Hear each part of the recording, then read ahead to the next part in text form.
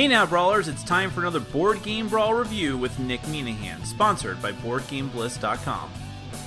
Hey now, today we're going to take a look at the latest edition of the mass market classic party game, Balderdash from Mattel.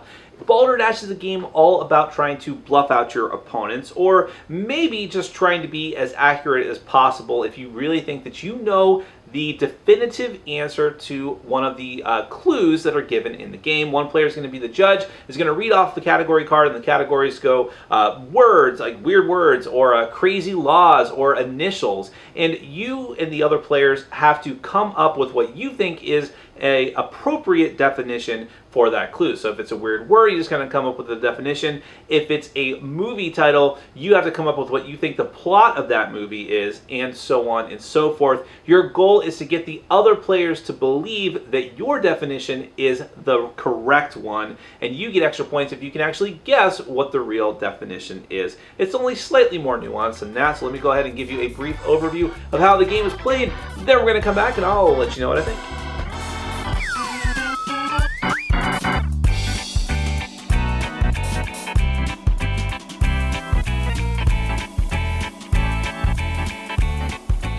Okay, I'm just going to give you a quick run through of Balderdash. This is a party game for up to 6 players, although if you don't care about points, you can play with as many people as you want. The goal is to be the first person to get to the finish line if you can, with your player color piece. If you can do that, you win the game, unless you don't care about points again. So it's kind of tricky to explain this game. It's probably easier just to go through how the game works. You're going to determine who goes first. Whoever is first is going to be the Dasher. That's the name for the judge in this game. It's stupid. I would just call him the judge. But okay, you're the Dasher, and what you're going to do as a Dasher, you're going to take one of the cards from these handy-dandy, very cheap bins here, the question and answer cards. You'll take a card, you're going to roll the die, and you're going to which will determine which of the 6 categories on the card you are going to read first. And the 6 categories are weird words, peculiar people, incredible initials, marvelous movies, and laughable laws. So let me actually go ahead and focus in on one of these here, and we'll just run through what the different categories are. Spoiler alert. So for weird words, you're going to have some very bizarre, not commonplace word. So for this instance, this one is moraine, which actually sounds like a more common word than you might think. Peculiar people, you hear Yvonne Vladislavich, incredible initials, ATS, marvelous movies, Alvin Purple, and laughable laws. In the Outback or New Zealand, it's still considered a crime to light blank. So what's going to happen here is whatever the die tells you to do, and by the way, if you roll, I'm sorry, there's 5 categories, and if you roll a 6, then you can choose whatever category you want, my bad. You're going to say out loud the category that you or the die have chosen, and each player is going to have one of these answer sheets in front of them. Each sheet on here is broken down into 3, which is kind of annoying. I'll talk about that in my final thoughts. As a normal player in the game, you're going to write down the category at the top of the sheet. Then you are going to come up with an answer or a definition for whatever category you just read. So for instance, if the category was the weird words and it was the word moraine, you're going to write down what you think moraine is. But if it was the initials one, you're going to write down what you think ATS stands for. Your goal here, like in games such as Dixit, is that you want to have an answer that sounds completely plausible and try to draw as many people into voting for your answer as possible. You're going to write your name down in the bottom right corner to signify that that is your response. Now, while all the other players are doing this, whoever is the Dasher for the round is looking at the back of the card at the real answer, and they're going to write it down on one of their player sheets.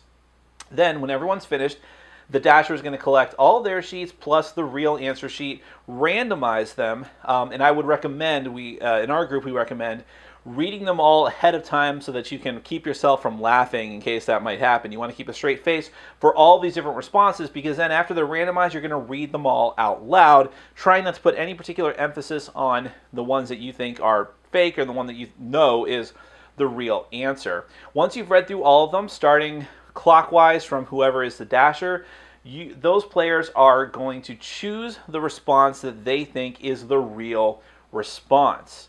And if anyone picks whether you're picking the real one or not, the Dasher is going to write the initials down at the bottom of the sheet in the scoring area for the people who think that that is the real response. So, for instance, I'll just go ahead and tell you the answer for this one here. For the word moraine, the real answer is that it is glacial debris.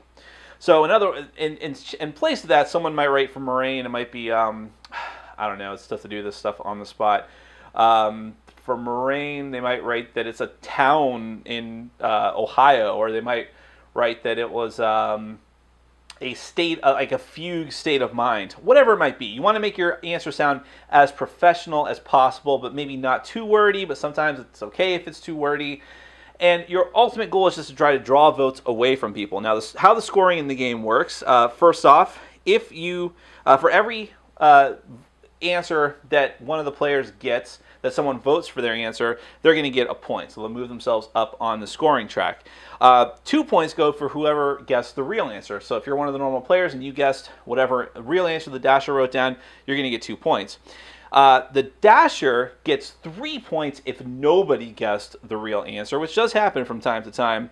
And much more rarely, if any player actually writes down an answer that is very, very close or exactly right to the real answer for your category, then they're going to get 3 points as well. And that happened maybe once in one of the games that we played.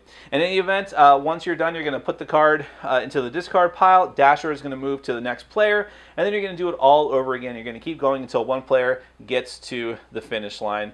I could go on, but it's kind of tough because I don't want to make up answers for more responses, and I don't want to spoil some of the cards for you. That's Balderdash. Let's get to my final thoughts. Now, I hadn't played the original Balderdash in many, many, many moons, but I do recall enjoying it when I was a kid. I remember one of the very last clues that I had to make up a definition for when I was a kid. It was that little, actually, I don't remember what the word was. My definition was that it was the little nubbin at the end of your shoelaces, that little plastic bit that helps you tie your shoelaces. I still don't recall what the proper word for that is, but that's the last thing I remember playing Balderdash when I was a kid. I was pleasantly surprised to find out that Balderdash really does hold up over time. It's a very fun game.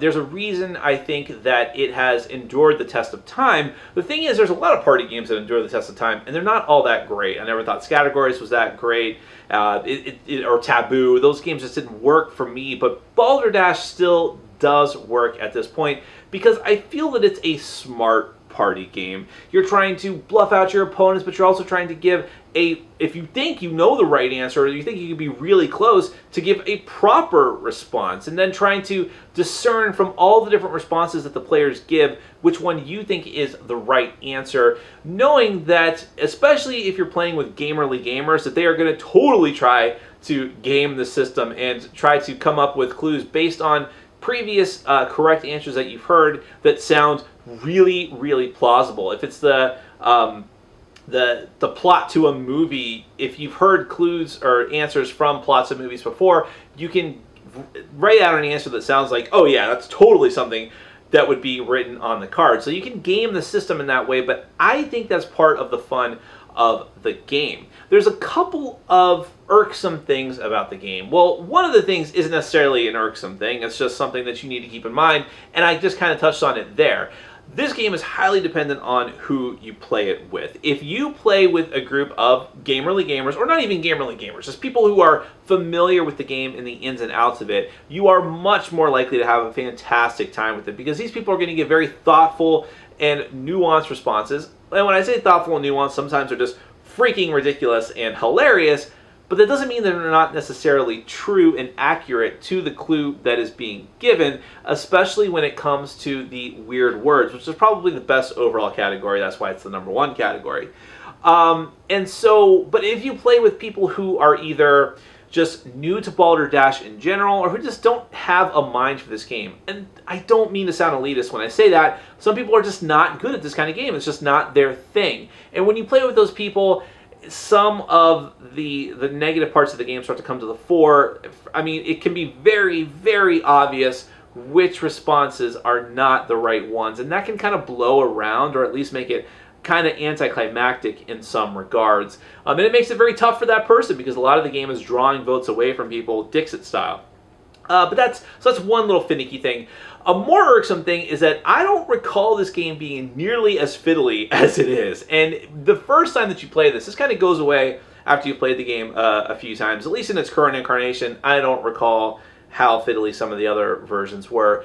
But it's just like, okay, just tearing off these little tiny sheets of paper, which are kind of bothersome. And also, they put the Balderdash logo right in the middle of the sheets of paper in like a really dark font, so it's really hard to make out your writing depending on what kind of you pencil or pen that you use for it, which is it's more annoying than you would think.